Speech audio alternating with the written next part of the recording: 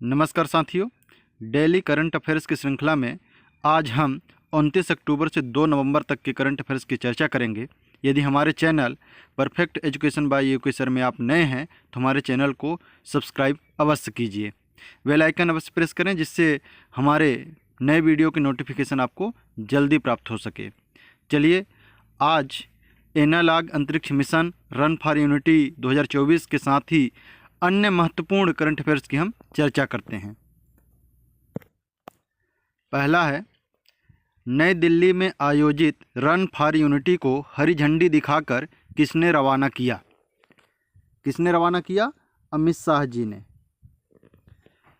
दूसरा है, वेलन डी और 2024 men's player of the year का अवार्ड किसने जीता?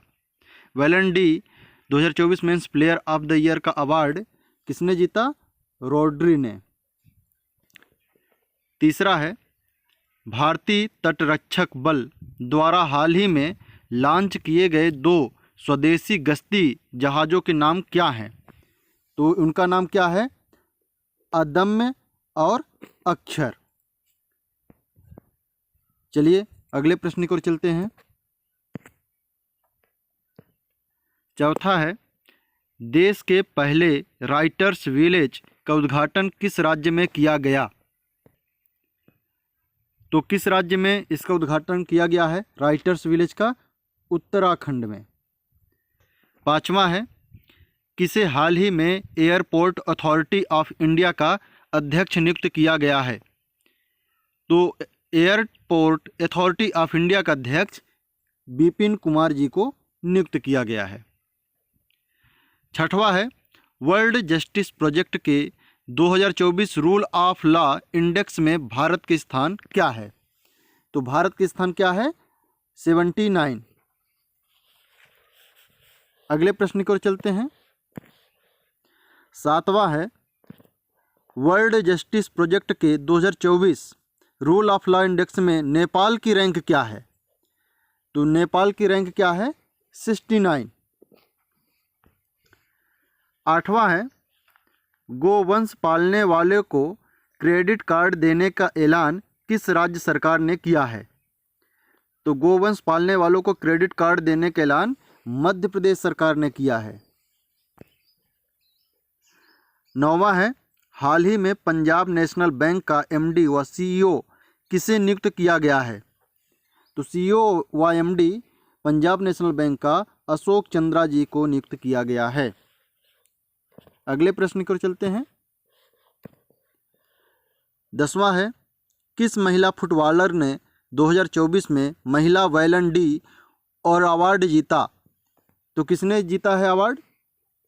Antenna Bonmatí.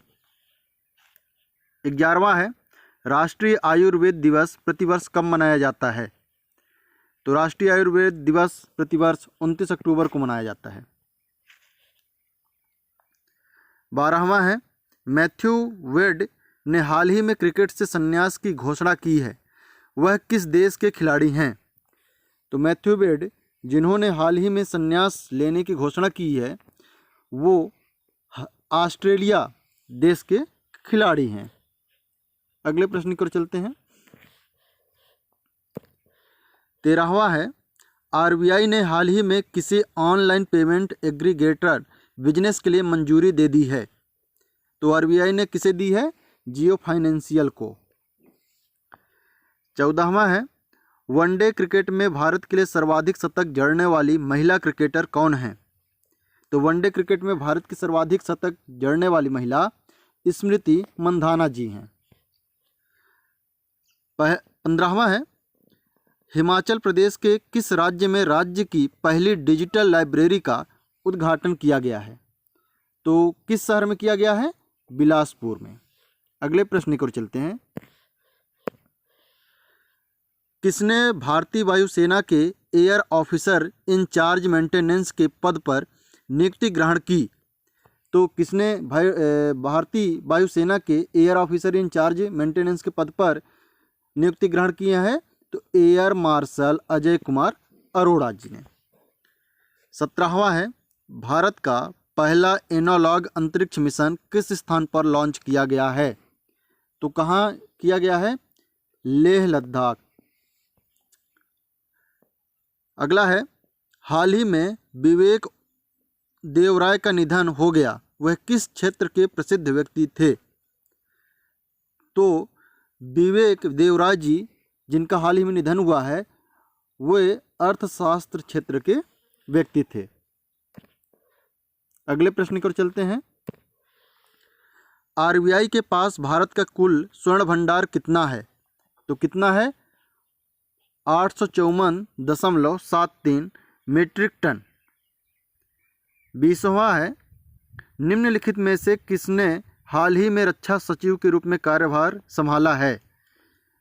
तो हाल ही में रक्षा सचिव के रूप में राजेश कुमार सिंह जी ने कार्यभार संभाला है। 21वां है, हाल ही में 70 वर्ष से ऊपर के सभी वरिष्ठ नागरिकों के लिए मुफ्त स्वास्थ्य सेवा आयुष्मान व वंदना कार्ड का अनावरण किसने किया? तो किसने किया है? माननीय श्री पीएम नरेंद्र मोदी जी ने।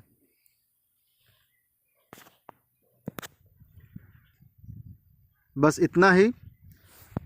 हमारे वीडियो को लाइक कीजिए, कमेंट कीजिए, दोस्तों तक शेयर करें और channel perfect education by UK sir को सब्सक्राइब अवश्य करें। धन्यवाद।